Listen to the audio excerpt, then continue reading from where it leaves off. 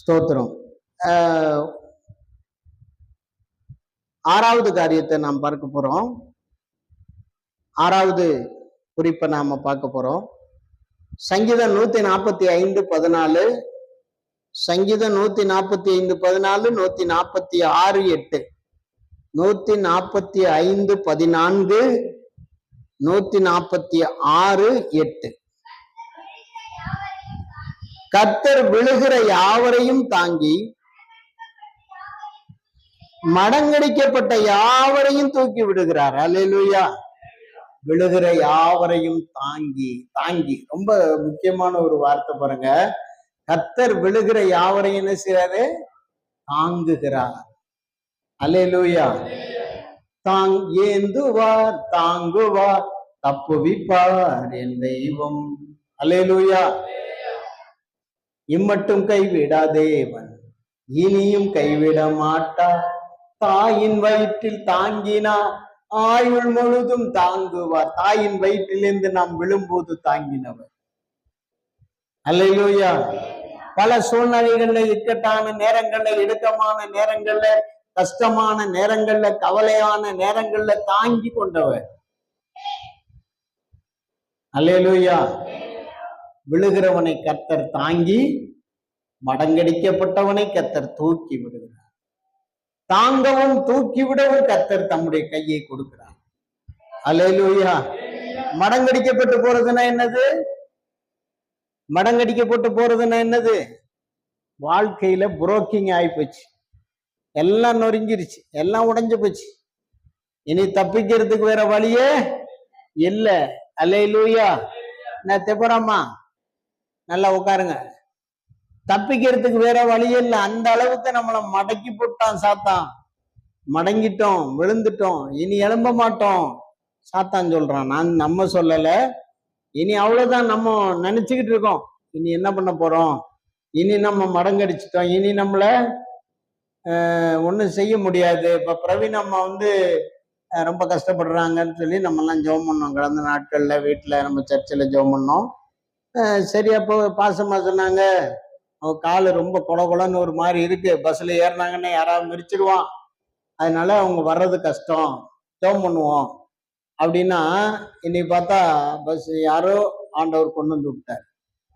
கர்த்தர் தூக்கி எடுத்து கொண்டு வந்து விட்டார். இந்த தைரியத்தை ஆண்டவர் கொடுக்குறாரு. அந்த காலை அப்படியே புண்ணெல்லாம் காஞ்சி இனி சாதாரணமா நடக்கிற அளவுக்கு ஆண்டவர் பலப்படுத்திடுவார். இதான் ஆண்டவர் தூக்கி எடுக்கிறது. ஆமீன் சொல்லுங்க. அல்லேலூயா.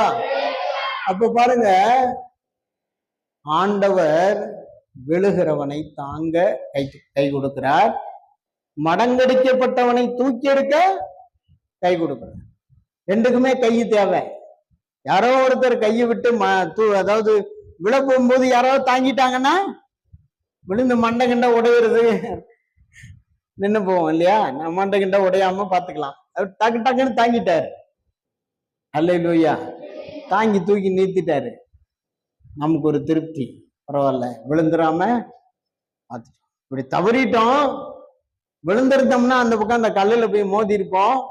நம்மளை ஒருத்தர் தாங்கிட்டாரு அப்படின்னா எப்படி இருக்கும்? சந்தோஷம் தானே? அதே போல கர்த்தர் நம்மளை என்ன பண்றாரு?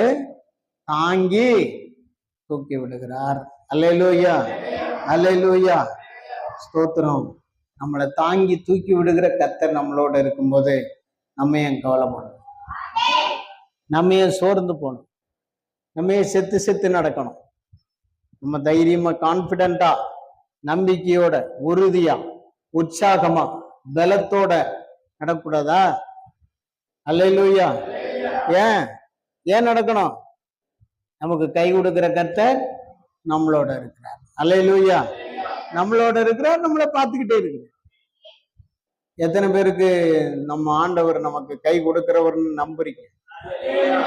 நம்புறவங்களுக்கு இந்த ஆண்டுல, இந்த ஆண்டு முடிகிற வரைக்கும் உங்களுக்கு கை கொடுத்து தாங்குவார், தூக்கி விடுவார். அல்லேலூயா.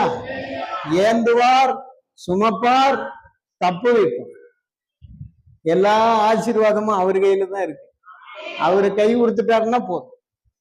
அல்லேலூயா.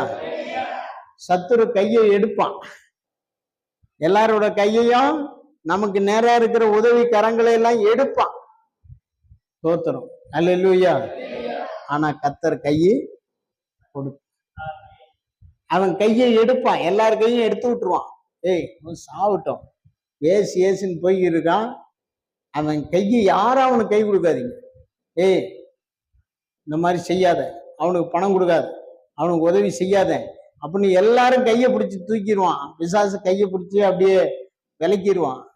ஆனா கர்த்தருடைய கையை விளக்க முடியாது அவனால. அவர் கையை என்ன செய்வார்? கொடுப்பார். அவர் கையை என்ன பண்ணுவாரு? கொடுப்பார். கர்த்தருக்கு ஸ்தோத்திரம். அல்லேலூயா. உற்சாகமா இருக்கீங்களா? 146:8 146:8 குருடரின் கண்களை கர்த்தர் திறக்கிறார், மடங்கடிக்கப்பட்டவர்களை கர்த்தர் தூக்கி விடுகிறார். இப்ப பாருங்களேன், நீதிமான்களை கர்த்தர் சிநேகிக்கிறார். அப்ப பாருங்க, அங்க 2 காரியம் இருக்குது. மடங்கடிக்கப்பட்டவருக்கு குருடரின் கண்களை கர்த்தர் திறக்கிறார், திறக்க கை கொடுக்கிறார். அவர் கையை திறக்குது. அல்லேலூயா. மடங்கடிக்கப்பட்டவர்களை கர்த்தர் என்ன பண்றாரு? தூக்கி விடுகிறார். இந்த 2 விஷயமும் நம்ம வாழ்க்கையில நிறைவேற ஆயத்தமா இருக்கு. நம்ம அதுக்கு ஆயத்தமா இருந்தா போதும். ஆமென். அல்லேலூயா. அல்லேலூயா. கடைசியா ஒரு வசனத்தை படிக்க போறோம். மார்க்கு 1:31. மார்க்கு 1:31.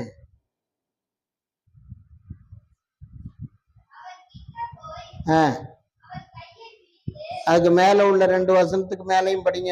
மார்க் 1:28 இருந்தே படி.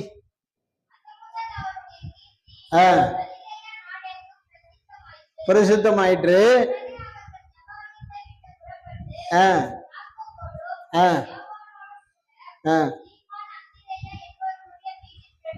வீட்டில் பிரவேசித்தார்கள். அங்கே சீமோனுடைய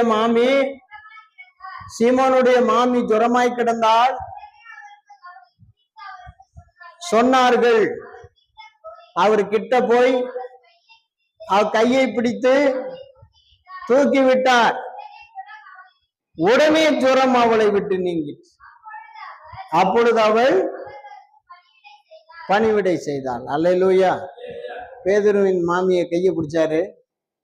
ரொம்ப ஜுரத்துல கிடக்கா, எந்திரிக்க முடியாது. எந்திரிக்க முடியாம எங்க டீ போடுறது, எங்க பராமரிக்கிறது? எங்க இயேசு வந்திருக்காரு, உடைய சீடர்கள் வந்திருக்காங்க. வந்தாக்கா இந்த மாதிரி மாமிக்கு உடம்பு சரியில்லை. பேதுருவின் மாமி, சீமோன்னா பேதுருவின் மாமிக்கு ஜுரம், பயங்கர ஜுரம். அல்லேலூயா. படுத்து கிடக்காங்க. ஆண்டவர் போனாரு, இயேசுநாதர் போனாரு, கையை கொடுத்தார், தூக்கினார், ஜுரம் போயிடுச்சு. கையை கொடுத்தாரு, தூக்கி விட்டாரு. அப்படியே இயேசுவின் நாமத்தை அப்படிலாம் ஜெபம் பண்ணு சொன்ன ஜெபம் பண்ணாரா? ஒன்னும் செய்யல. போனாரு, கையை பிடிச்சாரு, தூக்கி விட்டாரு. அந்த அம்மா சரியாயி போச்சு. ஜுரம் நீங்கி போச்சு. நீங்க போனோம்னா அவங்க எந்திரிச்சு என்ன பண்ண ஆரம்பிச்சிட்டாங்க? வந்தவங்களுக்கு பணிவிடை செய்ய ஆரம்பிச்சிட்டாங்க. உன் வாழ்க்கையில எழும்ப முடியாத கஷ்டம் இருக்கா? ஏசப்பாவை பாரு. அவர் உன் கையை பிடிச்சு தூக்கி விட்டாருன்னா உனக்கிட்ட இருக்கிற வியாதியெல்லாம் போயிடும். நீயே ஆண்டவருக்கு சேவை செய்ய ஆரம்பிச்சிருவ. அல்லேலூயா. அல்லேலூயா. இவ்விதமாய் கர்த்தர் என்ன செய்கிறார்? கை கொடுத்து தூக்கி விடுகிறார். கை கொடுத்து தூக்கி விடுகிறார். அவர் தூக்கி விட்டா நம்ம வாழ்க்கையில நல்லா இருக்கும். நமக்கு அவர் எப்போதும் கை கொடுக்க ரெடியா இருக்க. நம்ம தான் அவர் கையை விட்டு, அவர் கை இருக்கிற இடத்துல விட்டு, அவர் இருக்கிற இடத்த விட்டு, அவரை நோக்கி பார்க்கறத விட்டு ஓடி போய் எங்கேயோ ஒளிஞ்சு விழுந்து கிடக்கும். அல்லேலூயா. அப்புறம் தேடி வந்து தானே ஒண்ணு தூக்கணும். அது வரைக்கும் நீ இருந்தாதான் உண்டு.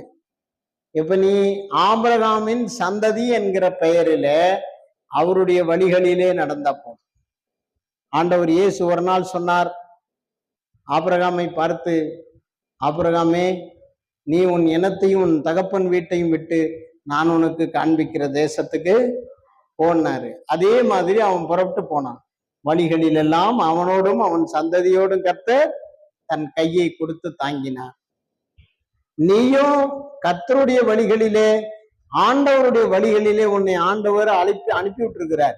இந்த வழியில போ, இந்த பரிசுத்த பாதையில போ, இந்த தேவனுக்கு தெய்வீகமான வழிகளிலே போ, நான் என் இயேசு புறப்பட்டு போன, என் குமாரனாகி இயேசு புறப்பட்டு போன பாதையில போ, அப்படியே போய்கிட்டே இருன்னு சொல்லி நம்மளை அனுப்பி விட்டுருக்காரு, எழுப்பி விட்டுருக்கிறாரு போ சொல்லி. புதன்கிழமை பார்த்தா அந்த வழியில காணும், ஒரு 10 பேரை காணும். சனிக்கிழமை ஜபத்துல பார்த்தா ஒருத்தரையும் காணும். ராத்திரி ஜபத்துல பார்த்தா ஒருத்தரையும் காணும். அப்ப இயேசு கூட வரணும்னா இவங்கெல்லாம் அந்த வழியில கரெக்டா போனதானே.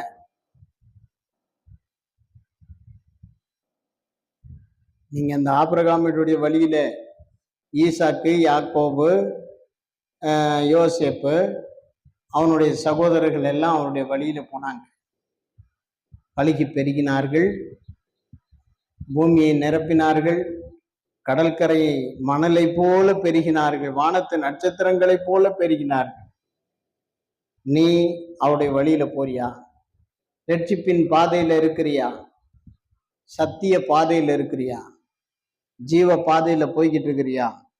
அப்படி போனீன்னா கண்டிப்பா கர்த்தர் கை உனக்கு எப்போதுமே உதவியா, அனுசரணையா, உதவியா, அனுகூலமா இருந்துகிட்டே இருக்கும்.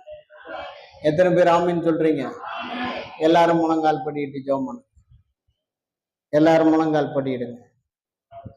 கை கொடுக்கிற கர்த்தர், கை கொடுக்கிற கர்த்தர்.